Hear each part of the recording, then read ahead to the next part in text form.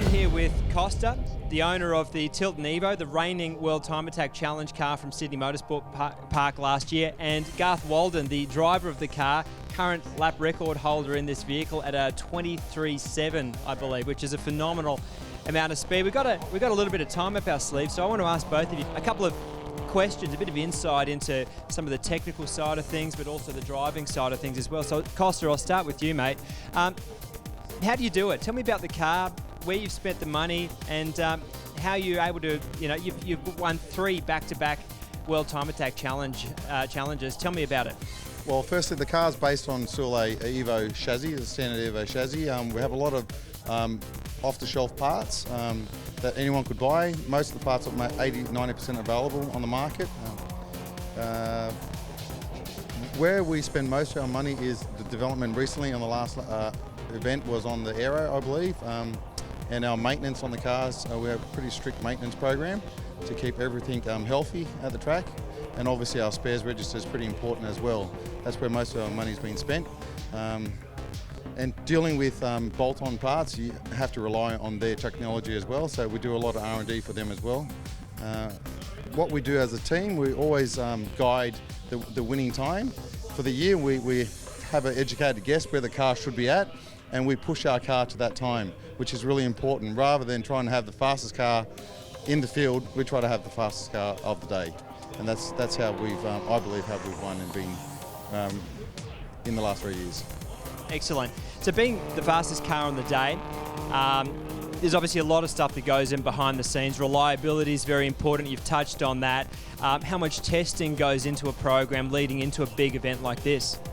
Last year we had a pretty strict test program. We tested aero, we tested the engine. We did, I think, 10 test days. We had a real strict test program, and every time we finish a test, we strip down all the parts, engine, check everything, trying to find the weakest link, and try to improve it. And Garth, over to you, mate. You're the lucky guy that that gets to drive this car in anger. It is an absolute beast of a car. How do you? I mean, it takes a bit of courage to drive a car this fast. I mean, you've sort of in a roundabout way, you've bounced back from adversity. You had 8 tyres let go last year, I believe, and I mean, to come back from that in high-speed corners, it's a challenging thing to overcome.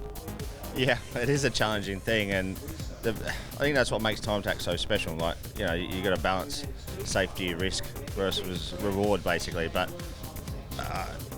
once you start that lap, you don't get any more laps. Like, you only got one shot at it. You can't just breathe out of the throttle and have another go to the next lap. So you have to be 110% committed, and you got to put all that out of your head and just go for broke, basically, because you get 3 runs a day. That gives you 6 chances to put down a time, and you get, as I said, you get 1 lap. The tyre doesn't last any longer. Nothing lasts any longer. So you've got such a small window to get it all right. So yeah, it's just bravery, stupidity. Just chuck everything out the window and have a go, mate, basically. And Kosta, back to you. You've retired this car. The Tilton Evo has been retired. Where to next? Where to next? Maybe build one of the new age cars where it's more like 3/4 tube chassis type car. We want to build something special, something creative, something outside of the square. I was looking at maybe some V10 high revving, really cool sounding stuff. So really lightweight, and just take it from there. So just think about it carefully before we make the move, and try to make sure the car, we can use it in multiple purposes rather than just one event.